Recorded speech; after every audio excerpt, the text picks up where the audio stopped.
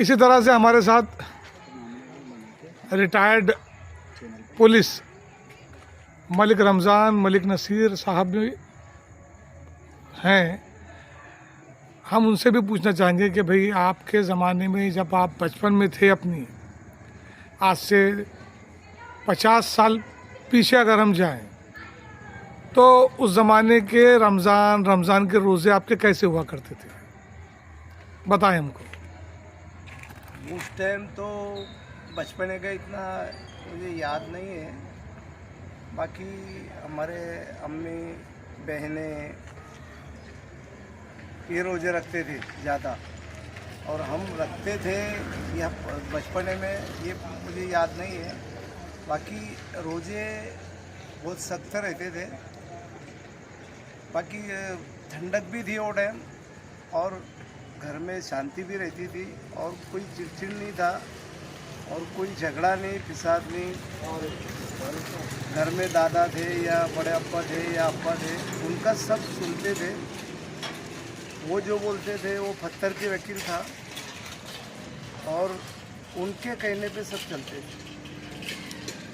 आपने रमज़ान के रोज़े आपको याद है कौन से साल से रखना शुरू किए, या आपकी उम्र कितनी थी जब से आपने रखना शुरू किया? मैं तो करीबन मेरे 18-20 साल के बाद मैं सर्विस पे लग गया। उसके बाद सर्विस में जो चेंजिंग हुआ मेरा, तो नौकरी करने में इतना मुझे पता नहीं, पर रोज़े मैं कम रखता था सर्विस की वजह से, और सब गैर मुस्लिमों में भी रहता था, और किधर भी बंदोबस्त जाता था उधर जाते थे, तो वो वजह से मेरे बहुत कम रोज़े आते थे। और ऐसा कुछ अपने मुस्लिम की जो अल्लाह ने बताया सुन्नत तरीका, या रोज़े फ़र्ज़ है या नमाज़ें फ़र्ज़ है, ये कुछ बातें हमको पता ही नहीं चलती थी, क्योंकि हम मुस्लिम माहौल में नहीं रहते थे। हम पुलिस कॉलोनी में रहते थे, और बंदोबस्त में रहते थे, सब गैर मुस्लिम भाइयों में रहते थे। तो वो वजह से मुस्लिम का जो सुन्नत तरीका है, फ़र्ज़ है, क्या सुन्नत है क्या नफिल है, ये कुछ भी पता नहीं चलता था, और बस रोज़े वैसे ही छूट जाते थे। और हमारी बहन, अम्मी, भाई, ये लोग रोज़े रखते थे। बाकी मैं सर्विस के होने की वजह से बहुत कम रोज़े रखता था, और हमें ऐसी मालूमात भी नहीं थी कि रोज़े रखना फ़र्ज़ है। जी। ये हमको कोई बता नहीं था, क्योंकि हम मुस्लिम कॉलोनी में नहीं रहते थे, गैर मुस्लिम कॉलोनी में रहते थे, और वहाँ मालूमात देने वाला कोई नहीं था। लेकिन ईद तो आप खुशी से बहुत मनाते होंगे। ईद तो बाप रे, ईद तो चांद दिखा तो बस नए कपड़े, सब मिलजुल कर त्यौहार मनाना, सबको सबसे मुलाकात करना, मिलना, वो ईद का बहुत बड़ा दिन रहता था। कौन से कपड़े सिलाते थे उस ज़माने में, क्या फैशन थी? फैशन तो सादे कपड़े थे वो टाइम का। वो टाइम फैशन बेल बॉटम का ज़माना था, बेल बॉटम सिलाते थे। जी। और बड़ी कॉलर, शर्ट को बड़ी कॉलर रहती थी, और बस सादे कपड़े जो भी अम्मी अब्बू ने ले दिए वो कपड़े सिला लेते थे। सिला लेते। अच्छा, ईदी कितनी मिलती थी आपको उस ज़माने में? ईदी तो हमको 4 आने 8 आने, 1 रुपया 2 रुपया, बस ईद के टाइम ही, बस उसके अलावा हमको पैसे नहीं मिलते। कोई आपका रमज़ान का या ईद का बंदोबस्त में यहाँ वहाँ कोई यादगार वाक़या आप सुनाना चाहेंगे?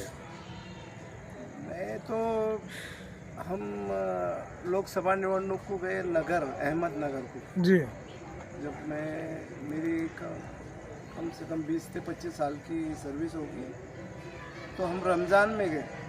अच्छा, अल्लाह ने हमको जब हिदायत दिया था ऐसा कि भाई रोज़े रखते थे, हम पूरे रोज़े आते थे माशाल्लाह।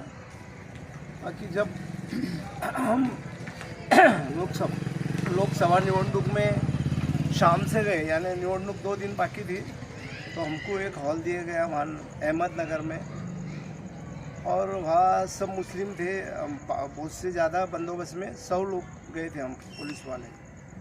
तो वहाँ शाम को पहुँचे ईशा में, तो अब कैसा रोज़ा रखेंगे, अब कैसी सहरी करेंगे, जी कहाँ से लाएंगे खाना।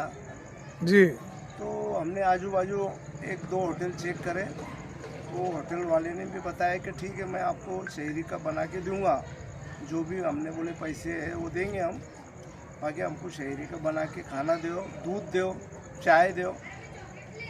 तो ये जो वहाँ का एक मारवाड़ी था, अच्छा बंदा था वो, तो उसको पता चला कि भाई इसमें बहुत मुस्लिम है, 25-30-35 मुस्लिम है जी 100 लोगों में, और वो रोजे रखना चाहते।